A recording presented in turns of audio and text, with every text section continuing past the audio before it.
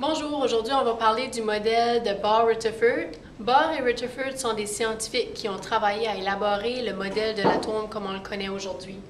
Ce qu'on sait jusqu'à maintenant par rapport à l'atome, on sait que l'atome est formé d'un noyau qui contient les protons et les neutrons et aussi de niveaux d'énergie ou de couches électroniques qui contiennent les électrons.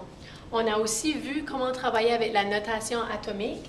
On sait que le plus gros numéro, c'est le nombre de masse qui contient les protons et les neutrons. On sait que le plus petit numéro, c'est le numéro atomique, qui est aussi le nombre de protons et d'électrons dans le cas d'un atome. Donc, dans ce cas ici, j'aurais 11 protons, 11 électrons, et si on prend la masse moins le numéro atomique, ou moins le nombre de protons, qui fait 12, ça nous donne le nombre de neutrons. Avec cette information-là, on va être capable de construire le modèle de Bohr-Rutherford.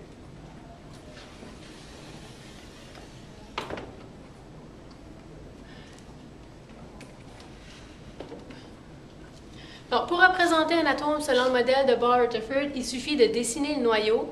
Dans le noyau, il faut inscrire le nombre de protons et de neutrons. Vous prenez cette information-là à partir de la notation atomique. Et ensuite, de placer les électrons sur les niveaux d'énergie. Le premier niveau ne peut contenir que 2 électrons. Le deuxième niveau, un maximum de 8 électrons. Et le troisième niveau, un maximum aussi de 8 électrons. Une fois le premier niveau rempli, on met les électrons sur le deuxième. Si le deuxième est rempli, on le met sur le troisième. Et si le troisième est rempli, on commence le quatrième niveau. Donc, il faut toujours remplir le premier niveau avant le deuxième et ainsi de suite. Je vous montre un exemple.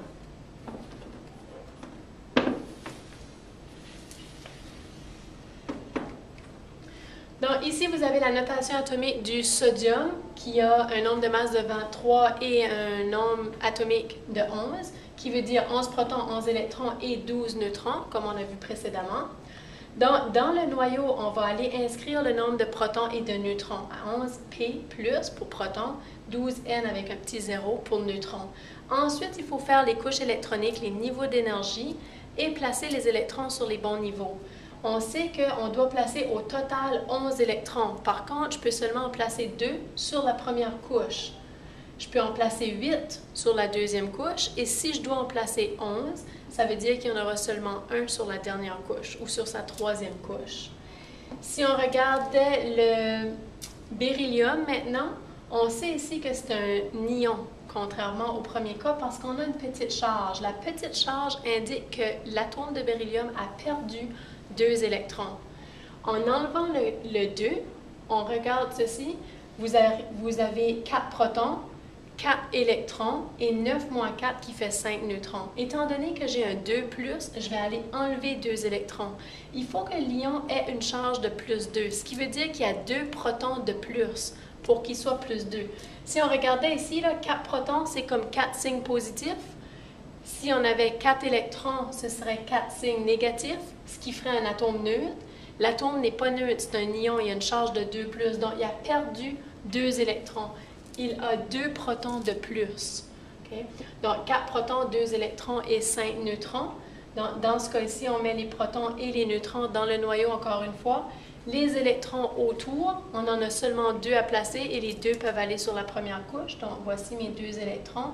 Et étant donné que c'est un ion, je vais l'indiquer en mettant le dessin entre crochets avec la petite charge de plus 2 qui indique justement qu'il a perdu 2 électrons.